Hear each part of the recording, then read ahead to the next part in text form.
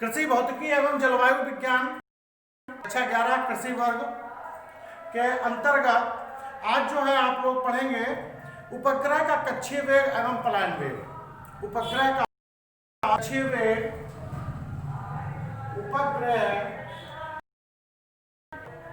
कक्षीय वेग,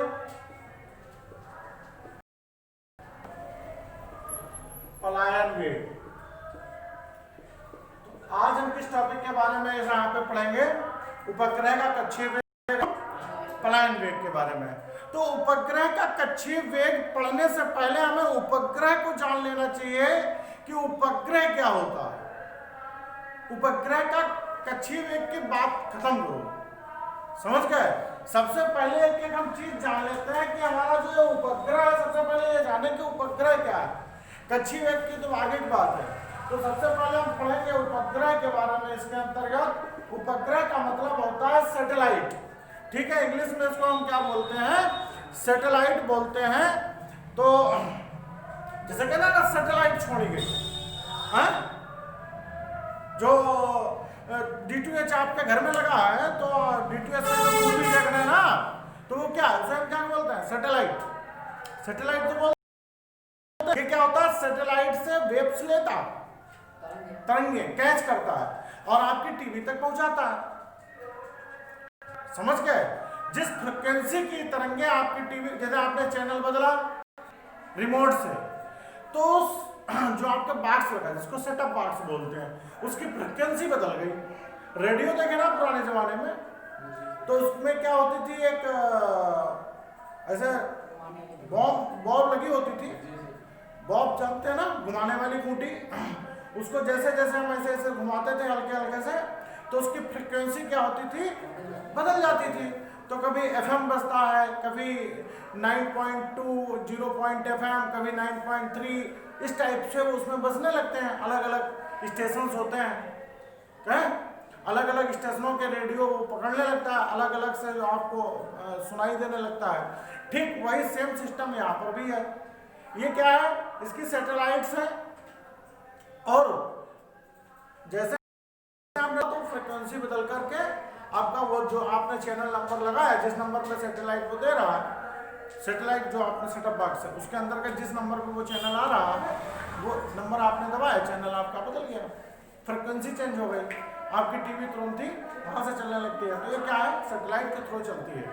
इसको जो तरंगे मिलती हैं वो कहाँ से मिलती हैं? ऊपर वाली सैटेलाइट से। तो ये सैटेलाइट पृथ्वी के छोड़ी जाती है, समझ गए? ये सैटेलाइट्स क्या की जाती हैं? छोड़ी जाती हैं सैटेलाइट्स। अब ये सैटेलाइट्स क्या होते हैं? पृथ्वी के चारों ओर ऐसे हवा में, अंतरिक्ष में चक्कर लगाती हैं, समझ गए? चक्कर लगाती रहती हैं। इनकी एक कह सकते हैं दूरी भी निश्चित है कि कितनी दूर में इनको चलना है। तो जैसे इंडिया की सैटेलाइट है, तो वो इंडिया के ही उस पर रहेगी, आसमान पे। पाकिस्तान के आसमान पे जाएगी तो उसको उड़ा देंगे, नहीं समझे? रडार पकड़ लेगा उसको। तो सैटेलाइट्स होती क्या है? सैटेलाइट पहले हम आपको बता देते हैं। उपग्रह, जिस प्रकार विभिन्न ग्रह हैं, बहुत से ग्रह हैं। जैसे ग्रह बताओ, पृथ्वी क्या है? ग्रह है। तो विभिन्न ग्रह किसके? पृथ्वी है, मंगल है, बुध, बृहस्पति, शनि, शुक्र, प्लूटो, यम, ये सब क्या है? वरुण, अरुण, ये सब क्या है? ग्रह है। और ये सारे ग्रह किसके चारों ओर चक्कर लगा रहे हैं? सूर्य के चारों ओर चक्कर लगा रहे हैं। जितने भी ग्रह हैं, ये सारे ग्रह किसके चारों ओर चक्कर लगा रहे हैं? सूर्य के चारों ओर चक्कर लगा रहे हैं। सभी ग्रह सूर्य के चारों ओर चक्कर लगाते हैं। उसी प्रकार से इन ग्रहों के भी चारों ओर कोई एक चक्कर लगाता है। सभी ग्रहों के तो चारों ओर कोई चक्कर नहीं लगाता, समझ गए? लेकिन कुछ ग्रहों के चारों ओर और छोटे छोटे पिंड चक्कर लगाते हैं। तो जो सूर्य का चक्कर लगाते हैं उन्हें हम क्या कहते हैं? ग्रह। जैसे पृथ्वी क्या है? एक ग्रह है। हमारी पृथ्वी किसका चक्कर लगा रही है? सूर्य का। जबकि पृथ्वी के चारों ओर कौन घूम रहा है? चंद्रमा। पृथ्वी के चारों ओर कौन घूम रहा है? चंद्रमा। तो चंद्रमा क्या हुआ? उपग्रह हुआ। चंद्रमा क्या हुआ? सैटेलाइट हुआ। समझ गए? चंद्रमा क्या हुआ? उपग्रह। तो चंद्रमा पृथ्वी का उपग्रह है, चंद्रमा पृथ्वी का उपग्रह है। चूंकि पृथ्वी भी सूर्य के चारों ओर परिक्रमण करती है, परंतु पृथ्वी और चंद्रमा, पृथ्वी भी सूर्य के चारों ओर चक्कर करती है, परंतु पृथ्वी के चारों ओर चंद्रमा जो गति करता है, पृथ्वी के चारों ओर चंद्रमा गति करता है, उसे हम क्या कहेंगे? उपग्रह कहेंगे। चंद्रमा अपरोक्ष रूप से सूर्य के चारों तरफ चक्कर लगा रहा है, लेकिन परोक्ष रूप से किसके चारों तरफ चक्कर लगा रहा है? पृथ्वी के। नहीं समझे? जैसे मान लिया, आपको हम बता देते हैं, जैसे ये सूर्य है, इसके चारों ओर ये हमारी पृथ्वी चक्कर लगा रही है, या ये हमारा सन हो गया, ये हमारी अर्थ हो गई। ये अब अर्थ जो होती है, पृथ्वी जो होती है, ये दो प्रकार से चक्कर लगाती है। एक कहलाता है रोटेशन और एक कहलाता है रिवोल्यूशन। रोटेशन और रिवोल्यूशन, पृथ्वी दो प्रकार से गति करती है, रोटेशन और रिवोल्यूशन से। तो रोटेशन का मतलब और रिवोल्यूशन का मतलब जानते हैं आप लोग। रोटेशन का मतलब होता है परिक्रमण करना, रोटेशन को हिंदी में क्या कहते हैं? परिक्रमण करना। और रिवोल्यूशन का मतलब होता है घूर्णन करना, घूर्णन करना। घूर्णन का मतलब है जो पृथ्वी है ये यहाँ पर भी ऐसे ऐसे घूमती है और आगे की ओर भी बढ़ती है, आगे की ओर भी, जो आगे की ओर बढ़ती है, इससे सूर्य का पूरा एक चक्कर होता है जो 365 दिन में होता है, लगभग 364 सही 1/4 समथिंग, समझ गए? तो लगभग 365 दिन में होता है जो एक पूरा चक्कर। मान लिया आपने इस बिंदु से चक्कर स्टार्ट किया, तो इस यहाँ तक आने में आपको 365 दिन लगेंगे, वर्ष भर लगेगा। लेकिन जो अपनी जगह पे ऐसे गोल घूमेगी, इसमें लगभग 24 घंटे लगते हैं, मतलब एक दिन एक रात, समझ गए? 24 घंटे लगेंगे इसमें। तो जो रिवोल्यूशन है वो कितनी देर में पूरा कर लेती है? 24 घंटे में। और रोटेशन, एक वर्ष में रोटेशन के कारण ऋतुओं में परिवर्तन होता है। रोटेशन के कारण किसमें परिवर्तन होता है? ऋतुओं में परिवर्तन होता है, जबकि रिवोल्यूशन के कारण दिन और रात होते हैं। समझ गए? रिवोल्यूशन के कारण दिन और रात होते हैं।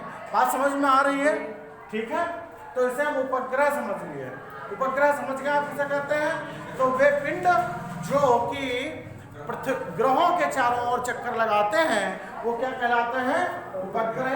अब आगे हम पढ़ेंगे उपग्रह का कक्षीय वेग।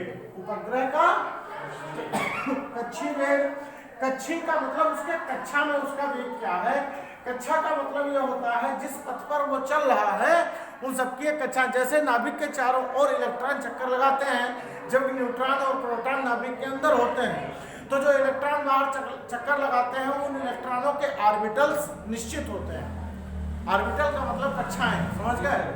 ऑर्बिटल क्या होते हैं? उनके एक फिक्स ऑर्बिटल होते हैं, एक निश्चित ऑर्बिटल होते हैं। उसी कक्षा में चक्कर लगाएंगे, कोई भी इलेक्ट्रॉन अपना ऑर्बिटल छोड़ के इधर उधर नहीं जाएगा, नहीं तो टक्कर हो जाएगी, समझ गए?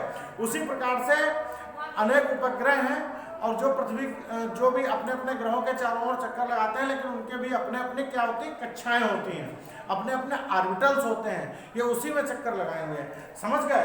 तो हमने मान लिया ये हमारी पृथ्वी है, सपोज दैट, देखो ध्यान दें, माना ये हमारी पृथ्वी है और ये पृथ्वी का केंद्र है और ये पृथ्वी की त्रिज्या है r। ये पृथ्वी की क्या है? त्रिज्या है r। दिखाई पड़ रहा है आपको? ये पृथ्वी है और ये पृथ्वी की त्रिज्या है r, जिसका द्रव्यमान हमारा क्या है? मान लिया कैपिटल M है। ये हमारी क्या है? पृथ्वी है, ठीक है? इसको इंग्लिश में हम क्या कहते हैं? अर्थ कहते हैं। ये एक उपग्रह की कक्षा है, एक उपग्रह की कक्षा है, जो बड़ा वाला गोला है आपको दिख रहा है, ये क्या है? उपग्रह की कक्षा है, समझ गए? ये क्या है आपका? एक उपग्रह की कक्षा है, जो कि यहाँ से पृथ्वी के केंद्र से इसकी दूरी है r, यहाँ पर है मान लिया कोई उपग्रह है, और ये v0 वेग से ऐसे v0 वेग से पृथ्वी के चारों तरफ घूम रहा है। पृथ्वी के चारों तरफ क्या कर रहा है? घूम रहा है। कितने वेग से घूम रहा है? v0 वेग से पृथ्वी के चारों तरफ क्या कर रहा है? ये घूम रहा है। समझ में आ गया? ये पृथ्वी है और पृथ्वी के केंद्र से कितनी दूरी पर, स्मॉल r दूरी पर, पृथ्वी के केंद्र से स्मॉल r दूरी पर एक उपग्रह है जो कि v0 वेग से घूम रहा है। मान लिया जो उपग्रह है इसका द्रव्यमान यम है। मान लिया इस उपग्रह का द्रव्यमान क्या है, यम है। माना यहाँ पे हम लिख भी लेंगे। अभी हम पढ़ा क्या रहे हैं ये भी समझ लो आप। उपग्रह का समझ में आ रहा है क्या पढ़ा रहा है, कक्षीय वेग, उपग्रह का कक्षीय वेग है, ठीक है। उपग्रह का कक्षीय वेग के बारे में बात कर रहे हैं। जब कोई उपग्रह जैसे चंद्रमा पृथ्वी के चारों ओर चक्कर अपनी कक्षा में चक्कर लगाता है, पृथ्वी के चारों ओर अपनी कक्षा में परिक्रमण करता है या चक्कर लगाता है, तब इसको हमने बताया था ये वृत्तिगत हुई ना। ये किसका उदाहरण हुआ, वृत्तिगत का। वृत्तिगत करने के लिए आवश्यकता काहे की होती है, वृत्तिगत करने के लिए काहे की आवश्यकता होती है निखिल, वृत्तिगत करने के लिए, उसी कक्षा में वृत्तिगत करने के लिए, गोल घूमने के लिए काहे की आवश्यकता होती है, साइकिल को मुड़ने के लिए मोड़ पर काहे की आवश्यकता होती, अभिकेंद्र बल की। काहे की आवश्यकता होती है, अभिकेंद्र बल की। तो इसको अभिकेंद्र बल भी कहां से मिलेगा, पृथ्वी से मिलेगा। पृथ्वी और पिंड के जो बीच का गुरुत्वाकर्षण बल होगा वही यहाँ पर अभिकेंद्र बल का काम करेगा, ठीक है। अब न्यूटन ने पिछले पाठ में आपने ये भी पढ़ा है कि न्यूटन ने बता रखा है कि कोई भी दो पिंड है तो उनके बीच आकर्षण बल कार्य करता है। तो यहाँ पर एक पिंड यम हो गया मतलब पृथ्वी हो गई, दूसरा पिंड उपग्रह हो गया मतलब हमारा चंद्रमा हो गया। ये समझ गए, ये क्या हो गया चंद्रमा, ये क्या हो गया पृथ्वी। यहाँ पर दो पिंड हो गए, एक पिंड हो गया चंद्रमा और एक पिंड क्या हो गया पृथ्वी हो गई। एक पिंड क्या हो गया चंद्रमा, एक पिंड क्या हो गया पृथ्वी। तो इन दोनों के बीच में कौन सा बल कार्य करेगा, गुरुत्वाकर्षण बल कार्य करेगा। इन दोनों के बीच में कौन सा बल कार्य करेगा, गुरुत्वाकर्षण बल कार्य करेगा। और गुरुत्वाकर्षण बल ही यहाँ पर अभिकेंद्र बल के रूप में प्रभावी हो जाता है। बात समझ में आ रही है, गुरुत्वाकर्षण बल ही यहाँ पर अभिकेंद्र बल के रूप में ही प्रभावी हो जाता है, क्योंकि अभिकेंद्र बल कोई अलग से लगने वाला कोई बल नहीं है। अभिकेंद्र बल वही बल है जो वहां पर उपस्थित बल होता है वही एक्सचेंज हो जाता है अभिकेंद्र बल में। आपको बताया, समझ गए ना, इतनी बात समझ में आ रही। तो माना पृथ्वी एक हमारा केंद्र है, पृथ्वी ग्रह है। माना पृथ्वी का द्रव्यमान कितना मान लिया हमने, m, ठीक है। और इसकी त्रिज्या क्या मान ली, कैपिटल आर। उपग्रह का द्रव्यमान स्मॉल एम और इसकी पृथ्वी के केंद्र से दूरी, पृथ्वी के केंद्र से दूरी कितनी है, स्मॉल आर। और इसका वेग क्या है, v0 है। इसका वेग क्या है, v0 है। समझ गए, इसका वेग क्या है आपका, v0 है। बात इतनी समझ में आ गई, समझ गए नहीं समझ गए, बोलो। तब यहां पर कहेंगे किसको चाहिए अभिकेंद्र बल, उपग्रह को।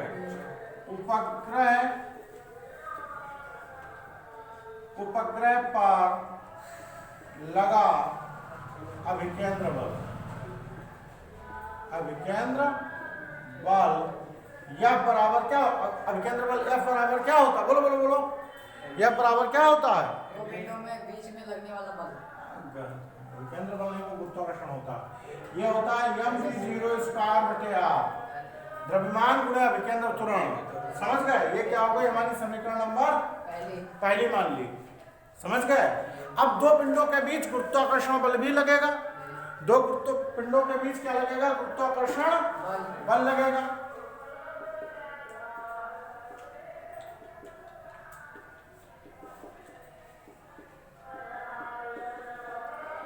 लगने वाला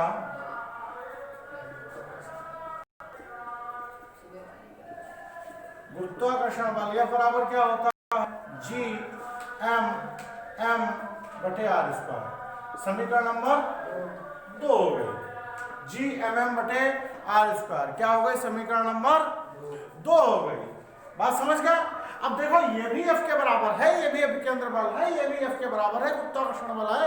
अभी मैंने आपको बताया कि अभिकेंद्र बल गुरुत्वाकर्षण बल से ही प्राप्त होता है। तो दोनों बल ऑलमोस्ट क्या होंगे, बराबर होंगे। Very good. तो समीकरण number 1 it is equal to समीकरण नंबर 2, या फिर चला जाएगा, कट जाएगा, तो ये क्या बचेगा, जी एम एम बटे R square is equal to M V zero square upon R के स्क्वायर से आर कट जाएगा, स्मॉल एम से स्मॉल एम कट जाएगा, समझ गए, स्मॉल एम से स्मॉल एम कट जाएगा, तो हमारे पास क्या बचेगा, ऑलमोस्ट जी एम बटे R is equal to V zero square, समझ गए। अब यहाँ पर V zero is equal to क्या हो जाएगा, हमारा स्क्वायर हटाओगे तो अंडर रूट क्या हो जाएगा, जी एम बटे आर, जी एम बटे आर। यही कक्षीय वेग है जो वी जीरो है, V zero is equal to G M बटे आर, यही क्या है, पृथ्वी के चारों ओर घूमते हुए उपग्रह का कक्षीय वेग है, समझ गए, यही पृथ्वी के चारों ओर घूमते हुए पिंड का कक्षीय वेग है। बात समझ में आ गई, बोलो बोलो, ये बात समझ में आ गई, नहीं समझ में आ गई, बात क्लियर हो गई। अच्छा, अब मान लिया थोड़ी देर, सपोज दैट मान लिया इसकी त्रिज्या क्या थी, आर, तो ये भी आर होगी, इतनी नहीं होगी, और ये मान लिया यहीं तक थी त्रिज्या, तो यहीं तक होगी, बोलो बोलो। और ये जो अभी जो मून है, मान लिया पृथ्वी तल से, पृथ्वी के केंद्र से नहीं, हम पृथ्वी तल से, जहां पे हम खड़े हैं, पृथ्वी तल से ये एच ऊंचाई पर चक्कर लगा रहा है, तो इसकी त्रिज्या क्या हो गई, पृथ्वी की आर, पृथ्वी की त्रिज्या क्या हो गई, और पृथ्वी तल से इस उपग्रह की ऊंचाई कितनी है, एच, तो टोटल इसकी दूरी क्या हो गई, आर प्लस एच, गुणा थोड़ा ना होगी, जोड़ होगा, समझ गए, तो टोटल ऊंचाई क्या हो गई, आर प्लस एच। तो यहाँ पर एक नई समीकरण बन जाएगी, कौन सी समीकरण बनेगी, यदि कोई उपग्रह, यदि कोई उपग्रह पृथ्वी तल से एच ऊंचाई पर चक्कर लगा रहा हो, चक्कर लगा रहा हो, तो उस उपग्रह का कक्षीय वेग, इधर ध्यान दें, कक्षीय वेग v zero is equal to under root G M बटे आर प्लस एच हो जाएगा, ये बच्चे लोग नया हो गए, समझ गए, नई समीकरण बन गई, क्या हो जाएगा, v zero is equal to G M बटे आर प्लस एच हो जाएगा।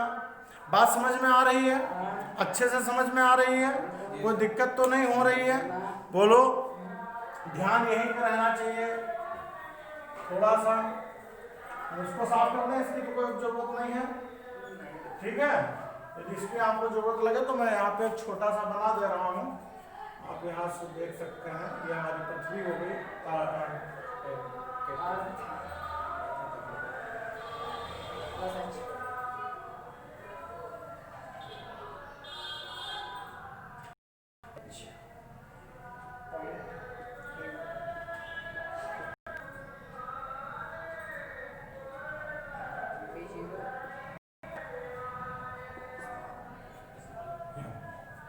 ठीक है ना, ये हो गया आपका। अब ध्यान देंगे, अब अभी ये हमने फार्मूला ये पढ़ लिया ना, कक्षीय वेग v equal to G M बटे आर प्लस एच। अब हम जानते हैं कि no that G, small G की बात करेंगे, थोड़ा स्मॉल जी को भी यहाँ पे ले आए, ये कहा छूट जाए, तो स्मॉल जी इक्वल टू क्या होता है, जी एम बटे आर स्क्वायर, स्मॉल जी क्या होता है, जी एम बटे आर स्क्वायर होता है, बोलो बोलो। तो यहाँ से जीएम, ये बटे का आर स्क्वायर है ना, तो ये जीएम बराबर क्या हो जाएगा, जी आर स्क्वायर, जीएम बराबर क्या हो जाएगा, जी आर स्क्वायर। समीकरण से v जीरो इक्वल टू क्या, ध्यान दें, अंडर रूट जीएम बटे आर प्लस एस था, जी क्या लिख सकते हैं, जी आर स्क्वायर बटे आर एच। तो v कक्षीय वेग दूसरी समीकरण क्या बनेगी जाके, अभी नहीं, आर स्क्वायर है ना, तो स्क्वायर की चीज तो अंडर रूट में रहती नहीं, तो v जीरो आर बाहर आ गया, g बटे आर प्लस एच, ये कक्षीय वेग की दूसरी रहेगी कितना, तीसरी समीकरण, कक्षीय वेग की तीसरी समीकरण। समझ गए ना? समझ गए? बिल्कुल क्लियर हो गया ये आपकी बात? कच्ची वेग क्लियर हो गया आपका? हैं? अच्छा ठीक है। तो यहाँ तक आपका जो है कच्ची वेग की तीनों समीकरणें क्लियर हो गई होंगी।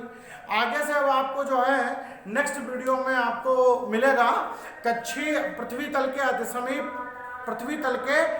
समीप चक्कर लगाते उपग्रह का कच्ची वेग और पलायन वेग और पलायन ऊर्जा और पलायन वेग और कच्ची वेग में संबंध आपको अब हमारे अगले वीडियो में प्राप्त होगा।